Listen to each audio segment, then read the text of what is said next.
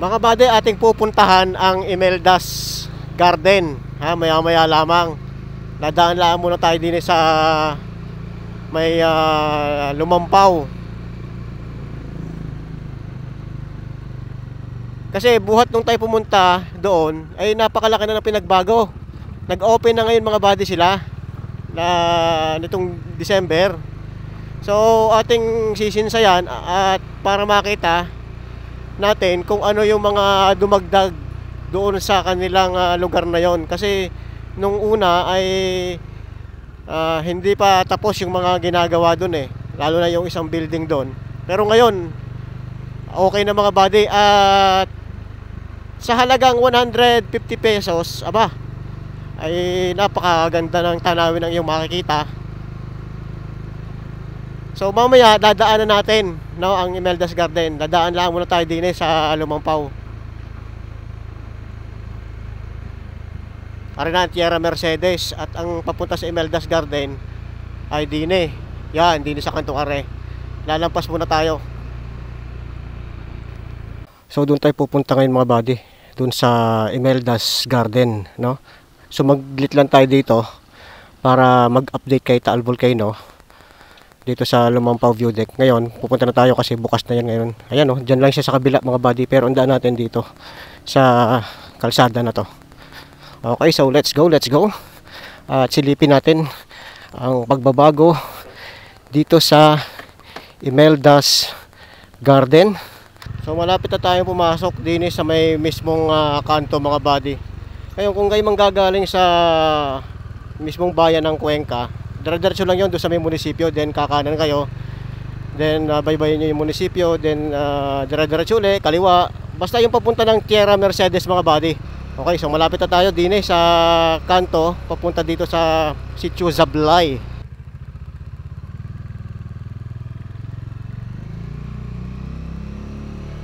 Ayan, Remo Farmville Zablay.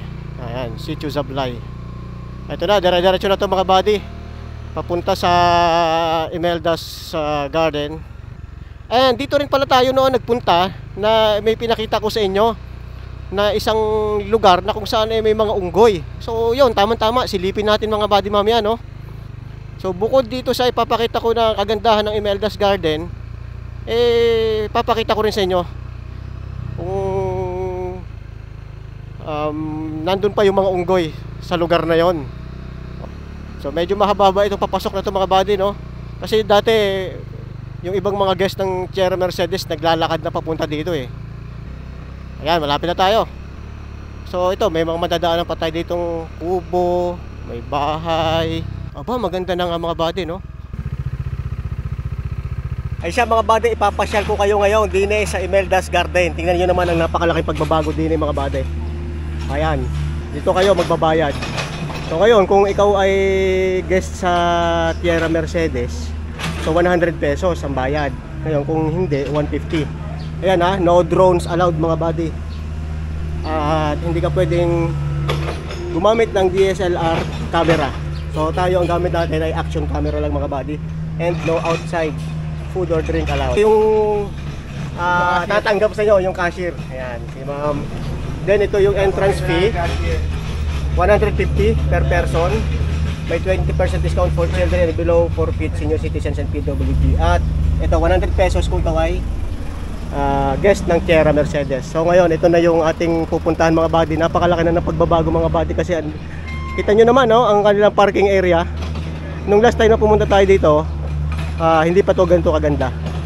Ayan, ito na ngayon, Imeldas Garden. So let's go, pasok na tayo mga buddy. At dito muna tayo tumambay pansamantagal. So tingnan niyo yung ginagawa dito. Yan. Unahin muna natin tong part na to sa gilid ng gate para ipakita ko sa inyo. Talagang literal na garden mga buddy. Ayan, magandang umaga po. So yan yung isa sa pwede kayo mag picture dito. Tapos kita nyo iba't ibang klase ng halaman ang makikita nyo dito mga buddy. So perfect ito para sa mga pamilya na gustong mamasyal. So pwede umakyat dito. Then meron ditong mini falls, which is napakaganda. Then dito naman, ayan, mga garden pa rin, mga halaman pa rin to. So pagbaba natin dito, ito na yung bubungad sa atin mga buddy. Yung heart shape na to, na arko. Then yung rainbow na hagdan, ayan. Tapos ito parang sa ano to National Geographic. Yung style mga buddy, no. Ito lang, square sa National Geographic, rectangle, ano, yung nakatayo talaga. Ayan, yan yung mga makikita natin dito. So pwede kayo umakyat dito sa hagdan.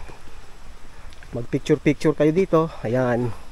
Ito, yung nakikita natin sa mga picture ngayon. Perfect for mga nagde-date habang pinapanood ang pag-usok ni Bulkang Taal mga buddy. Ayan. So may mga bench. Ayan, kitang-kita nyo naman ang Mount Makulot na napakaganda. May mga bench dito. So ito, nandito yung isang ano din, Instagramable din na location. Ito yung Kamay. Pwede tayo dito magpa-picture kasama ang pamilya. So ingat lang sa pag-akyat sa hagdan mga buddy, no? Overlooking Taal Lake. Ayan. Okay, so punta tayo dito sa baba. Kasi nung last time na pumunta tayo dito mga buddy, sarado pa tong area na to dito sa baba. Ngayon mapapasok na natin to. Tapos meron ditong ano, parang pinaka greenhouse nila mga buddy. So pagbaba natin dito, pwede tayo dito tumambay. Ayan, may mga upuan dito. Ayan, may mga gumagawa dito ngayon ng ano, ng bakod mga buddy. Good morning. So puntahan natin yung ano, itong area sa baba mga buddy. Ha? Dyan? Sige. Unahin ko muna dyan. So meron daw ditong ano, meron daw ditong magandang view. Tingnan natin. Okay. So dito, may hagdan pa rin. Tapos may pinaka mini view deck mga buddy, oh. Ang ganda. Ayan, oh.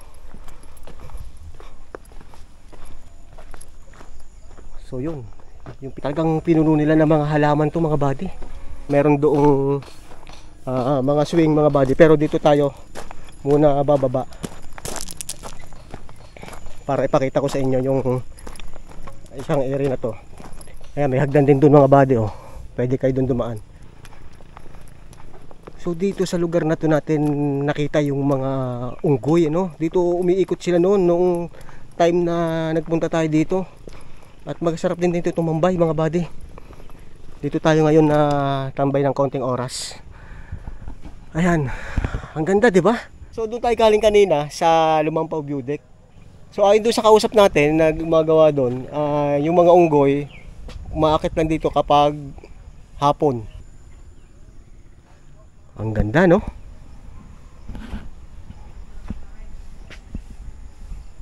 Sa halip na isang normal na kalsada or na daanan, ito mga bilog-bilog siya. Ito na yung paakyat. Doon tayo galing kanina sa kabila. Pag inakyat natin to, ito naman yung makikita natin. Merong ano doon, merong swing doon sa taas. At ito naman yung nasa likod natin. Yan. Ay siya, nandini pala mga buddy. Yung mga itlog sa pugad. Ayan. May 3 swing. Ay pag ikinapalakas ang tulak din ng yung kasama, ay dini ka pupulutin. Ang pagkakalaki ka ng ibon na nakatira din eh. Yo. May 2 itlog eh. Ay ayos.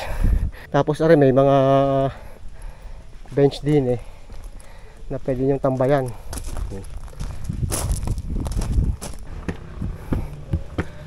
So may CR dito. Tapos doon din tayo lalabas sa kabila, sa pinasukan natin kanina.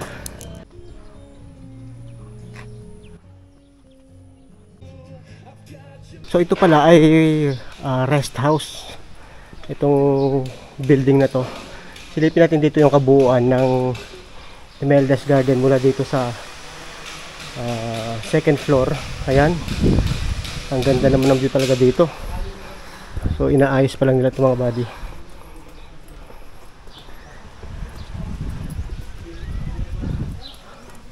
So yan yung kabuuan ng garden.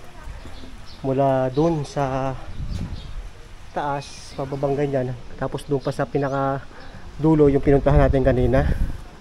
So ayan, at least na-tour ko po kayo dito sa Imelda's Garden. Dito sa Sitio Sablay sa Cuenca.